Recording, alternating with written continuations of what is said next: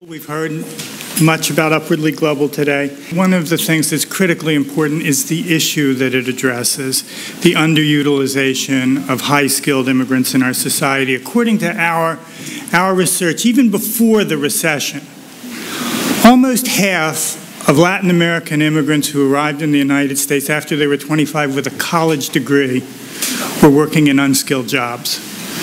A third of Africans who arrived with college degrees were working in unskilled jobs. And what this represents in terms of public policy, it's the worst of all possible worlds. It's brain drain in the sending country and brain waste in the receiving country.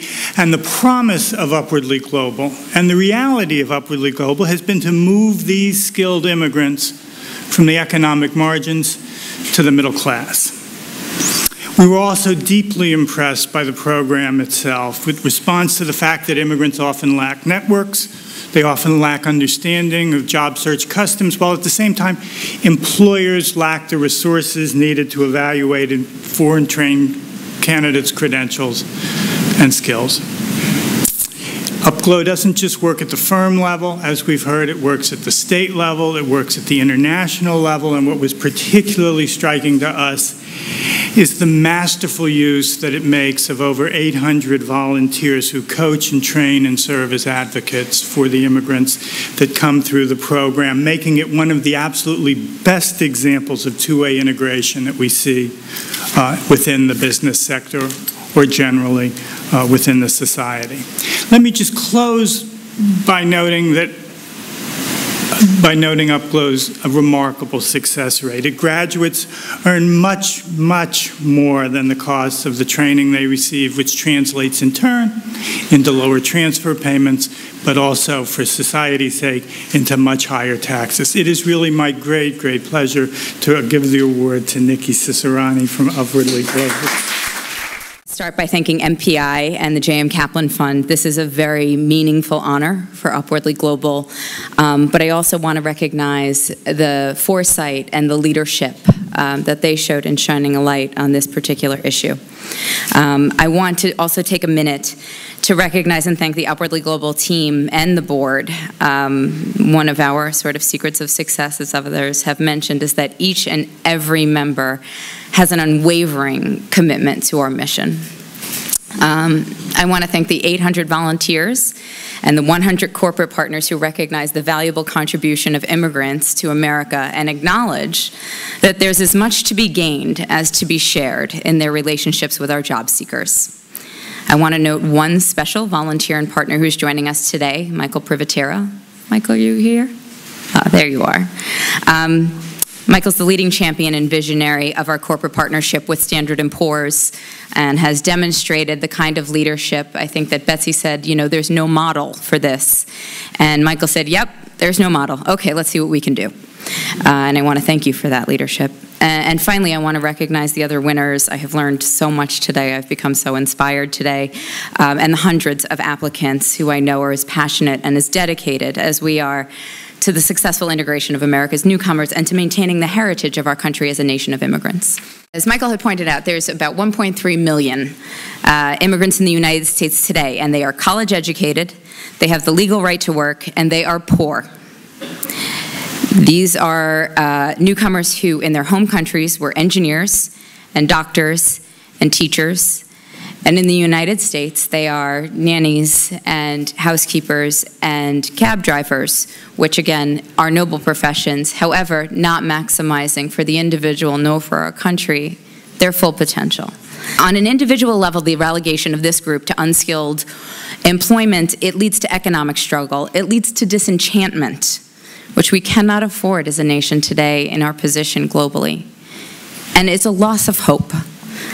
I want to use one example, as other of these fine organizations have, about one of our job seekers, Marwan, who's not with us today, but I'd like to tell a piece of his story. Marwan is an orthopedic surgeon from Iraq who fled to the U.S. in August of 2008 after being targeted by insurgents because of his profession.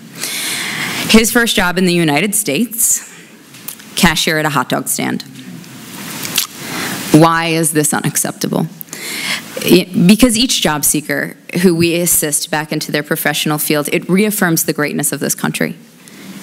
It's the inspiring message that wherever you're from, with talent, with hard work, with perseverance, and the all-important little bit of help, you can succeed here.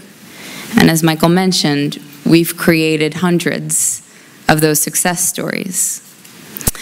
For Marwan personally, with our help, and that help includes teaching him how to do the U.S. job search, connecting him with a mentor who is a U.S. doctor to teach him about how to conduct the job search here, what he may need to know about his industry, and our employer partnerships, the people who pick up the phone when we call and say, we've got somebody you probably want to take a look at. Marwan obtained a position back in his field, not as a doctor yet, but as a laboratory technician at Tissue Bank International, where he's earning $37,000 annually with full health benefits. So that's a compelling story, and we have, like I said, hundreds of those. But the view on the macro level is significant. The systemic underemployment of highly skilled and legal immigrants in the U.S. accounts for a minimum, if we're just talking about even 7% of the population, were to move from those margins of the working poor back into their first position in the professional ranks. You're talking about a loss of, what's the cost of not doing it? My board member asked that question, by the way. The cost of not doing it is a loss of $1.54 billion in lost wages to these new Americans and their families, and $385 million in lost tax revenue to the country and local communities each year. That's also a compelling statistic.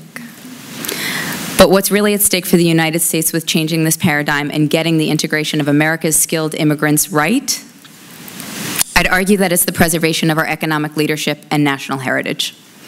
The marginalization of these individuals means that potential intellectual contributions from the human capital that another country paid for lays waste. So Marwan has since formalized a collaboration between Tissue Bank and the University of California at San Francisco to develop an invention in orthopedic surgery that he first pioneered working in war hospitals in Iraq. So Marwan as a hot dog vendor is not something we can continue to allow when the world's talent now has options about where to go. Relicensing hurdles and lack of recognition of foreign degrees, disregard for non-U.S. work experience, gaps in intercultural communications and understanding, they all create significant barriers to workplace reentry for this group. And they might otherwise become the line contributors and entrepreneurs that our companies and our country also needs.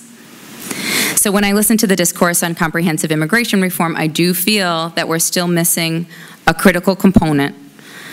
You know, we're proposing to bring more highly skilled immigrants into the U.S., those that would meet the workforce needs. I say great, we say great, but we say if you look at our neighbor to the north in Canada, who has a policy of high skilled immigration, they are still struggling with a third of their highly skilled immigrants working in unskilled or low skilled occupations.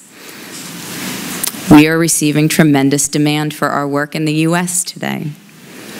So we know it's not enough to open our doors to the world's talent if there isn't an attendant commitment to integrating them into the fabric of the workforce. Reform of our immigration policies that includes a plan for immigrant integration has to be an economic imperative.